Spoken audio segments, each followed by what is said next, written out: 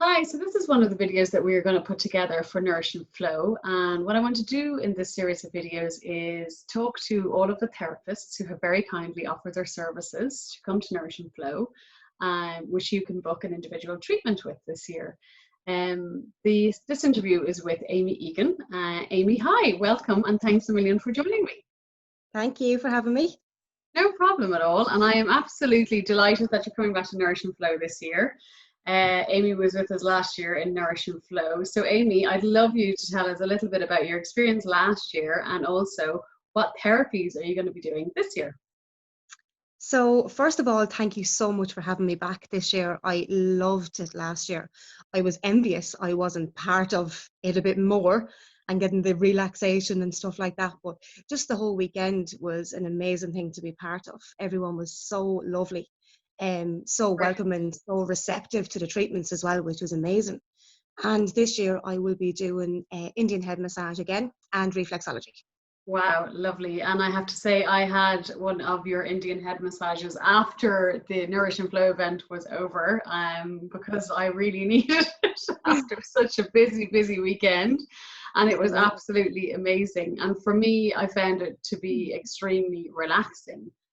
But, there's probably a lot more to it than a bit of a head rub. Yeah, absolutely. Whilst that's what you feel and that's what you're supposed to feel, you Hmm. don't realize that whilst you're getting a lovely head rub, there's so much more going on the inside as well as how relaxed you feel on the outside. So whilst you are there lying, eyes closed, feeling like, oh my God, this is amazing, it's lovely, I feel so relaxed, you don't realize that the amount of relaxation that's going on the inside. So whilst I'm stimulating certain points, I'm relaxing certain points, I'm helping your body relax on the inside, it also helps you breathe deeper.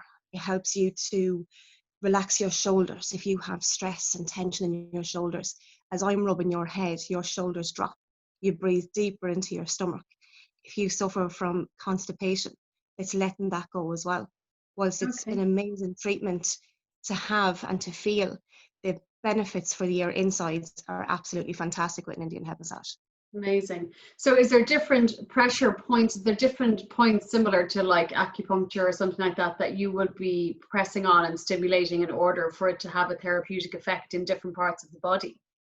Yeah, so basically it would depend. You use different techniques depending on what you're trying to do. So Hmm. if you're trying to say soothe the body, you'd use an effleurage. So Okay. it's a slow, gentle touch. It helps introduce my hands to your body. It Okay. helps me kind of get just hands on and just really gently soothe. If I want to then say get in and help with the muscles and tension and tightness, we'd use a petrissage. So I'm squeezing your muscles then and Okay. really trying to work on easing the tension out of your muscles. Okay. If you're trying to stimulate, we'd use a friction technique Okay. over, say, the back of the neck and into the occipital and really try and get directly in and really try and help enhance the relaxation. Okay. So you're using the muscles and the stimulation around the head, but it's taken effect in different parts of the body. So example, as you were saying, if you were constipated or something like that, that you could stimulate parts of the body or parts of the head that link to your intestine to help stimulate bowel movement. Absolutely, because just Brilliant. when you're holding on to something in your head and you hold on your shoulders, Yeah. your bowel goes on too. Okay. That's a lot Okay. of Everything is yeah, absolutely. If you're holding on to something, be it emotional or physical, if you're mm, holding on, every part of your body will hold on. yeah. And Okay. don't realize that sometimes when we can't go, we Yeah. need to let go of a lot more than just our bowels. Exactly. A lot of emotion linked to that one.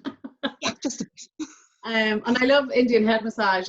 In terms of, I know some people like massage, some people don't. Some people don't feel like stripping off, and that's all good in the hood. But with Indian head massage, it's through clothes. It's you're fully clothed and you're wrapped up in a blanket on a nice bed. Is that how it operates?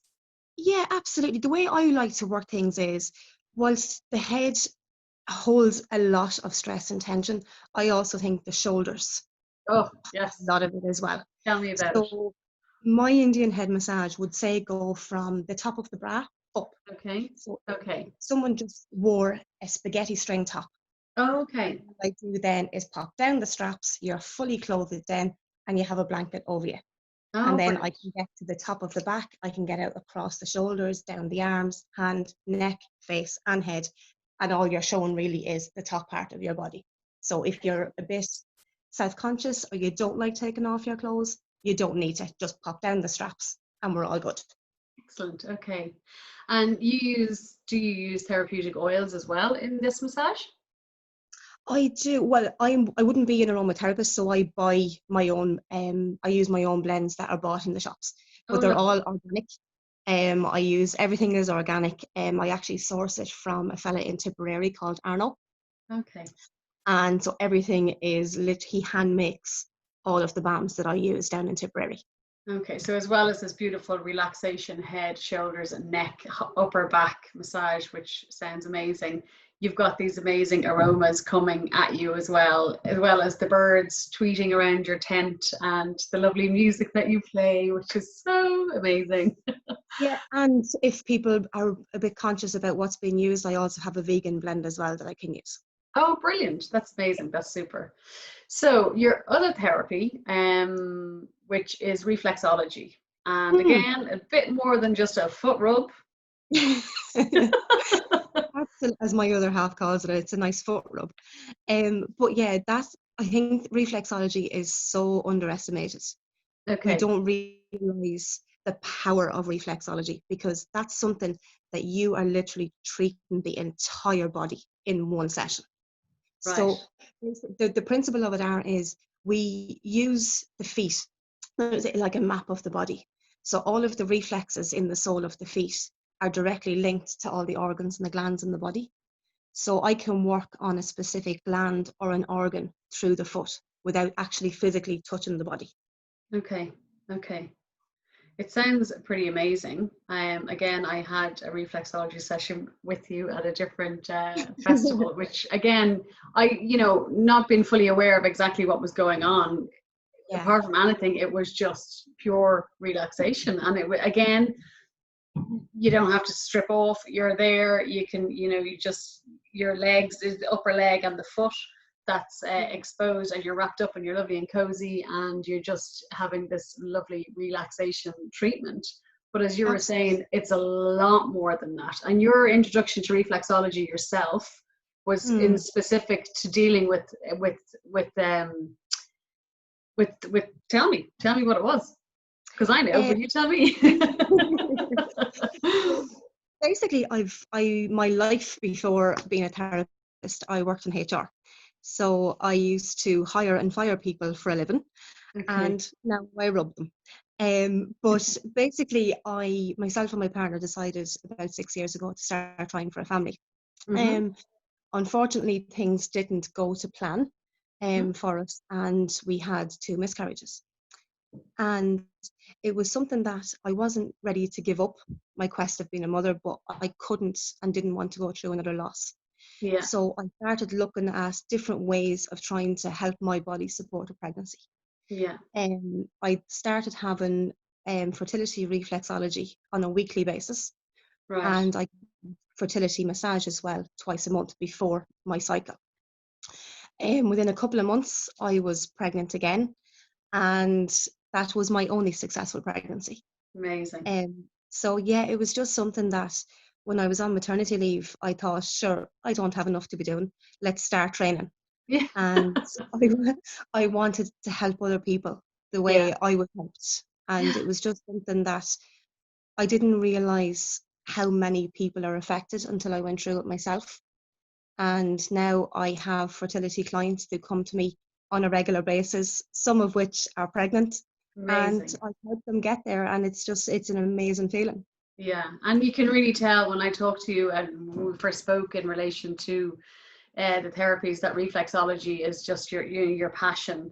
Yeah. And you could, to really understand and see yourself and to see clients that have, the benefits of undergoing the therapies, to Yeah. facilitate and to help aid, as you say, maintaining a pregnancy and that. And that's only one of the obviously things, the treatments are that you can offer in terms of other health things. Again, we'll talk about constipation and things like that. All of it and glands and movement, everything can be worked on through the feet, but also the hands as well. You've reflexology points on your hands also, isn't that right?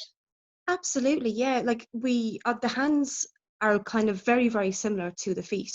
So I volunteer in the Cushla Centre, and I would have some clients who come to me as well who were undergoing chemo, and sometimes they just have sores and stuff in their feet, Mm-hmm. and their feet are just very sensitive and sore, and I'm not able to touch them. So I went off and done some training, so I would be able to do and give them the benefits of reflexology, but on their hands.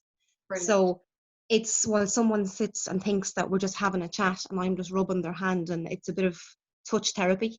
Yeah. It's a reflexology treatment, but it's hand reflexology instead. So you can still get the benefit of everything that reflexology can bring. But if you don't like your feet being touched and are a bit icked out by them, you Yeah. don't have to miss out. Brilliant. That's super. That's Yeah. amazing. So just one last question before we head off. Obviously, with everything that's gone on over the past few months and Mm. with the closures of lots of businesses, including massage therapists and therapists like yourself, Mm. you've reopened now, which is amazing. And you've got your new center up and running, which is so Yeah. exciting. In terms of regulations with COVID, and if people are apprehensive or nervous about booking an appointment with a therapist, can you just tell us a little bit about the guidelines that have been put in place and what you will be adhering to at Nourish and Flow? Of course, yeah. Like, look, it's been a very strange few months, Yeah. and at the start, when I remember my last client and I closed my doors and I wondered, would we be allowed to touch people again? And it's taken a while. It's taken a lot of guidance. I've done 7 World Health Organization training courses on how to protect myself, how to protect clients, how to make sure everything is sanitized correctly, cleaned correctly, it's ventilated between clients. So at Nourish and Flow, whilst I will be keeping the 2 meter distance while we're doing the consultation at the start. Obviously, I can't maintain 2 meters if someone's having an Indian head massage, but I will be wearing a mask at all times. I will have an individual mask for every single client that I see. Mm-hmm. And when I'm finished with that person, the mask will be taken off, put into a bag, brought home, and boil washed that night.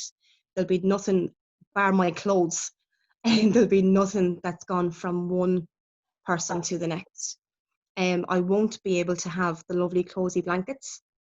So, but if people want to bring their blanket in with them, I will be sanitizing down the plinth between each client so people can bring their blanket in if they want with them. Brilliant. So some of the comforts as such are not there, but the safety is there. And at the moment, that's the most important thing.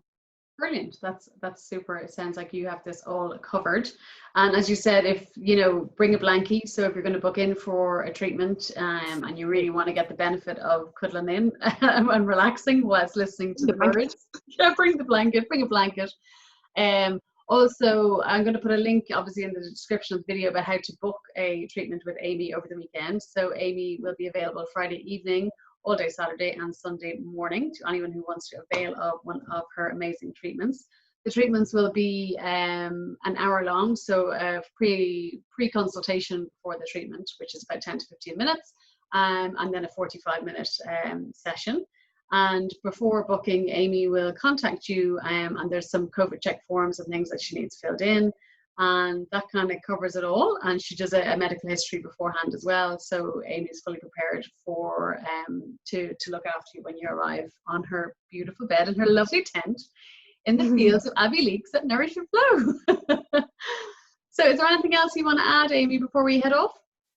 I don't think so. If anyone does have any queries though, or if someone's kind of wondering, kind of thinking, well, God, I have this maybe ailment or this problem, and Yeah. isn't sure if they can have a treatment, message me. We can have a chat. If it's something that we can work around, absolutely. If it's something that's a contraindication, I'd be upfront and honest with you and say, look, this treatment is not for you, but maybe something else might be for you. But any questions at all, just ask. There's no problem. Oh, that's amazing. Listen, thanks a million for taking the time out today to do this video with No me. problem. I hope people find it beneficial. And if you haven't booked your tickets for Nourish and Flow yet, please do. Our link is in the bio. And Amy, I look forward to seeing you there soon. Thanks a million. Bye. Bye.